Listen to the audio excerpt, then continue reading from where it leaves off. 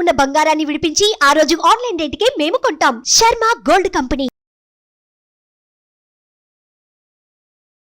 నమస్తే, welcome to Suman TV. నేను మీ యామ్ని. ప్రస్తుతం మనతో ఉన్నారు ప్రముఖ ఆధ్యాత్మికవేత్త జ్యోతిషరత్న శ్రీమతి కోనాల భాగ్యలక్ష్మి రెడ్డి గారు ఉన్నారు. అమ్మతో మాట్లాడి మనకున్న సందేహాలు అనేది అడిగి తెలుసుకుందాం. నమస్తే అమ్మా. నమస్తే అమ్మా. అమ్మ, మీరు ప్రతి నెల అంటే 12 రాశుల వారికి సంబంధించి విషయాల గురించి తెలియజేస్తారు కాబట్టి ఈ నెలలో అసలు జూన్ మంత్లో 12 రాశుల వారికి ఏ విధంగా ఉంటుంది, అలానే వాళ్ళకి సంబంధించిన పరిహారాలు కూడా మాకు తెలియచేయాలమ్మా మీరు. గణానాన్త్వా గణపతికం భవామహే కవిం కవీనాముపమస్రవస్రవం జ్యేష్ఠరాజం బ్రహ్మణస్పద ఆనశృణ్వన్నోతిభిः सीदसाधनं प्रणो देवी सरस्वती वाजैर्वाजनेवती दीनामवित्रेवतु गणेशाय नमः सरस्वत्यै नमः श्रीगुरुभ्यो नमः हरिः ओम् ओं श्रीमात्रे नमः ఓం గణపతే నమః. మాసఫలాలు కార్యక్రమానికి జూన్ మాసంలో ఏ విధంగా ఉంటుందో తెలుసుకుందాం. మరి స్వాగతం. అయితే 1వ తారీఖున వృషభంలోకి బుధగ్రహ సంచారం నడుస్తుంది. ఈ మాసంలో 2వ తారీఖున కుజుడు మేషంలోకి సంచారం చేయబోతున్నాడు. 13వ తారీఖున శుక్రుడు మిథున రాశిలోకి, 15వ తారీఖున చూసినట్లయితే రవి మిథునంలోకి కూడా ప్రవేశం చేయబోతున్నారు. అదేవిధంగా అదే 15వ తారీఖున బుధుడు కూడా మిథున రాశిలోకి, అంటే ఈ యొక్క మిథునంలోకి 15వ తారీఖున రవి బుధులు కూడా ప్రవేశించబోతున్నారనే విషయాన్ని మనం ఇక్కడ గమనించుకోవాలి. ఏ విధంగా ఈ గ్రహ సంచారం వలన 12 రాశుల వారికి మార్పులు, చేర్పులు, యోగాలు, శుభాలు కలగబోతున్నాయో తెలుసుకుందాం. మరి అమ్మ, ఇప్పుడు జూన్ నెలలో కర్కాటక రాశి వారికి ఏ విధంగా ఉంటుందంటారు, అలానే వాళ్ళకి సంబంధించిన పరిహారం ఏ విధంగా చేసుకుంటే మంచిది వీళ్ళకి? ఈ కర్కాటక రాశి వారికి చూసినట్లయితే కనుక తృతీయంలో కేతు ఉన్నాడు. అదేవిధంగా చతుర్థ, పంచమ, షష్టమ, సప్తమ, అష్టమంలో శని భగవానుడు, నవమంలో చూస్తేనేమో చంద్ర, రాహు, కుజులు, దశమ, ఏకాదశంలో చూసినట్లయితే రవి, శుక్ర, గురు, బుధులు. ఈ మాసం సగం వరకు వీళ్ళకి బాగుందమ్మా, చాలా బాగుంటుంది. సగం వరకు తర్వాత వస్తున్నాడు అంటే కనుక వీళ్ళకి అంటే వ్యయంలోకి శుక్రుడు రాబోతున్నాడు. తర్వాత చూస్తే వ్యయంలోకి రవి రాబోతున్నాడు, వ్యయంలోకి బుధుడు రాబోతున్నాడు. ఈ ముగ్గురు వచ్చేస్తున్నారు. అంటే 15 రోజులు బ్రహ్మాండం. 15 రోజుల తర్వాత కాస్తంత ఖర్చుల విషయంలో జాగ్రత్త అనేది మనం మొట్టమొదటి మాట్లాడుకోవాలి. అయితే ఈ యొక్క కర్కాటక రాశిలో ఉన్నటువంటి పునర్వసు 4వ పదం, ఆ తర్వాత పుష్యమి నక్షత్రం 4 పదాలు, ఆశ్లేష నక్షత్రం 4 పదాలు. వీరందరికీ చూసినట్లయితే కనుక మనం ఏతావాత చెప్పుకోవాలంటే కనుక కొన్ని విషయాల్లో కాస్తంత తెలివితేటలుగా, సమయస్ఫూర్తిగా, లౌకికంగా ముందుకు పెడితే అద్భుతంగానే ఉంటుంది. మీ యొక్క చేతిలోనే ఉంది మీ రిమోట్ కంట్రోల్, ఆ విషయం గుర్తుపెట్టుకోండి. తర్వాత ముఖ్యంగా ఏమిటంటే కనుక పూర్వార్ధంలో అనుకూలం గ్రహస్థితులు. మీ సంకల్పాలన్నీ కూడా చకచకా నెరవేర్చేసుకోండి. అర్థమైందా? మీకు 15వ తారీఖు వస్తుల్లోకి అన్నీ చక్కబెట్టుకోండి. ఇంటికి వచ్చిన చుట్టాలందరికీ భోజనాలు, బట్టలు పెట్టడం, పెళ్ళింట్లో ఎలా అయితే చక్కబెడతారో అలా చక్కబెట్టేసుకోండి. 15 తర్వాత చిన్న పరీక్షాకాలం ఉంది, ఆ విషయం గుర్తుపెట్టుకోండి. తర్వాత ముఖ్యంగా ఏంటంటే కనుక వృత్తి ఉద్యోగాల్లో ఉన్న వాళ్ళందరికీ కూడానమ్మా అనుకూలంగా ఉంది పరిస్థితి.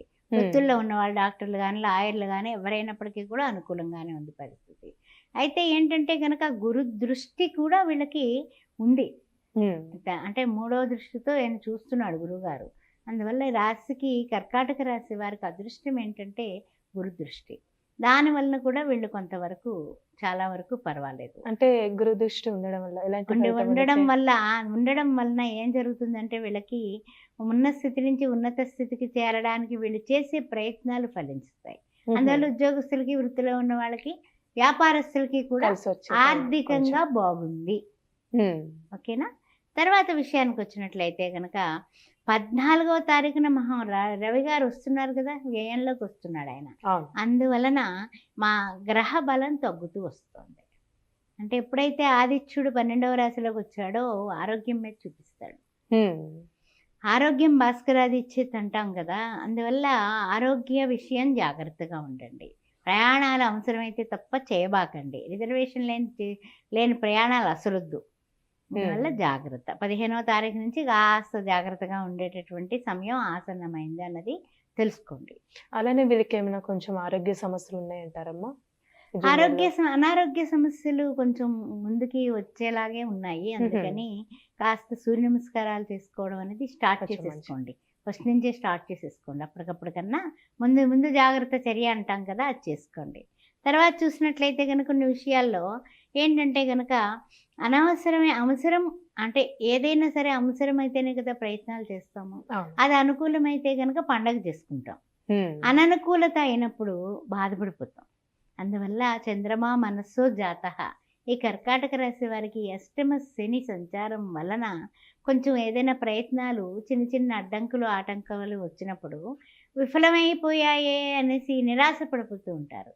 మనోధైర్యాన్ని విడిచిపెట్టవద్దు ఈ మాసం. ఏంటంటే గ్రహాల యొక్క సంచారం వలన మార్పులు చేర్పులు వస్తాయి. ఆలోచనలు అంతవరకు మంచిగా సక్సెస్ అయిపోయిన ఆలోచనలు బుధుడు ఎప్పుడైతే వ్యయంలోకి వచ్చేసాడో రవితో పాటు ఆ ఆలోచనలు ఒక్కోసారి నిర్ణయాలు తీసుకుంటాం కానీ అవి సక్సెస్ అవ్వకపోతే నిరాశపడిపోతారు. అందువల్ల సంకల్ప వికల్పాలకు కూడా మనస్సే కారణం కాబట్టి మనస్సుని స్థిరత్వంగా ఉంచుకోవడం అనేది కర్కాటక రాశి వారికి మరీ చెబుతూ ఉన్నాను. ఎక్కడైనా చలవేంద్రాల దగ్గర ఈ మాసం అంతా కూడా పెరుగు కోసం మీకు ఎంత ఒక్కరోజుకి వీలైతే ఒక్కరోజుకి, 4 రోజులకి వీలైతే 4 రోజులకి, చంద్రుడికి సంబంధించిన కనీసం 10 రోజులు, 1 నుంచి 10 రోజుల వరకు, 1 నుంచి లేకపోతే 2 రోజుల వరకు కనీసం మీరు చలవేంద్రానికి డబ్బు కట్టడం అనేది ఒక మంచి ప్రక్రియ. మానసికమైనటువంటి ఒత్తిళ్లు తగ్గుతాయి. అలానమ్మా ఇప్పుడు వివాహానికి సంబంధించి కానీ భార్యాభర్తల మధ్య సంబంధం సంతానం పరంగా చూసుకున్నట్లయితే ఏ విధంగా ఉంటుందమ్మా జూన్ నెలలో? వివాహానికి సంబంధించి భార్యాభర్తల సంబంధాలు అన్నీ కూడా మామూలుగా నడిచిపోతూ ఉంటాయి. కానీ అంత సక్సెస్ రేటు 15వ తారీఖు దాకా ఉన్నదానికి ఒక ఎత్తు, 15 తర్వాత ఒక ఎత్తు. అనవసరంగా ఎదుటి వాళ్ళని నమ్మి కొన్ని వస్తువులు ఇచ్చి ఆ వస్తువులు తిరిగి రాక ఎక్కడన్నా మర్చిపోయి నష్టపోయే పరిస్థితులు కనపడుతున్నాయి. కాస్త జాగ్రత్తగా ఉండండి. జూన్ మాసంలో నెలాఖరు రోజుల్లోకి ఇవన్నీ కనిపిస్తున్నాయి. కాస్తంత జాగ్రత్తగా ఉండడం అనేది చెప్పదగిన సూచన. మీరు రాజకీయ రంగంలో ఉన్నా లేకపోతే ఏదైనా సరే మీకు వ్యాపారంలో ఉన్నా, ఉద్యోగంలో ఉన్నా, సహోద్యోగులు అయి ఉండొచ్చు, లేకపోతే కనుక ఏదైనా బంధువులు అయి ఉండొచ్చు, మిత్రులు అయి ఉండొచ్చు, మీ ఇంట్లో వాళ్ళు అయి ఉండొచ్చు, మీరు ఇచ్చిన వస్తువు తిరిగి ఆ వస్తువు నష్టపడిపోయే పరిస్థితి కనపడుతుంది. కాబట్టి అసలు ఇవ్వకుండా జాగ్రత్తగా ఉండడం అనేది తెలివైన వాళ్ళ లక్షణం. ఆ విషయం గుర్తుపెట్టు. అమ్మ వీళ్ళకి సంబంధించిన పరిహారం అంటే ఏంటమ్మా? సంబంధించిన పరిహారాలు చేసుకునే ముందు అగ్రిమెంట్లు ఇలాంటివి ఏమన్నా కూడా ఉంటే గనక టకటకా పూర్తి చేసేసుకోవడం 15 రోజులకి మంచిది. ఈ పరిహారాలు చేసుకోవడానికి ముఖ్యంగా చూసినట్లయితే కనుక కర్కాటక రాశి వారు శని భగవానుడికి సంబంధించిన శ్రీ వెంకటేశ్వర స్వామి ఆరాధన చేసుకోవడం, నీలాంజన సమాభాసం రవిపుత్రం యమాగ్రజం ఛాయా మత్తాండ సంభూతం తం నమామి శనిచ్చరం అని శని భగవానుడికి సంబంధించినటువంటి అష్టమ శని పోవడానికి అంటే పరిహారంగా శనివారం నాడు అన్నదానం చేయడం అద్భుతమైనటువంటి ప్రక్రియ. చెప్పులు దానం చేయడం, ఆ తర్వాత భోజనం దానం చేయడం, అంతేకాకుండా ఎవరికైనా వస్త్రాలు, నూతన వస్త్రాలు శనివారం నాడు దానం చేయడం, ఏమైనా స్టీల్ బాక్సులు లాంటివి దానం చేయడం చాలా అద్భుతమైన పరిహారం అమ్మ. ఎన్ని అనేది మీ బడ్జెట్ కానీ చేయండి. చాలా చక్కగా తెలియజేశారమ్మా మాకు. ధన్యవాదాలు. ఓం శ్రీమాత్రే నమః. సుమన్ టీవీలో మీ పర్సనల్ అండ్ బిజినెస్ ప్రమోషన్స్ కోసం కింది నెంబర్కి కాంటాక్ట్ చేయండి.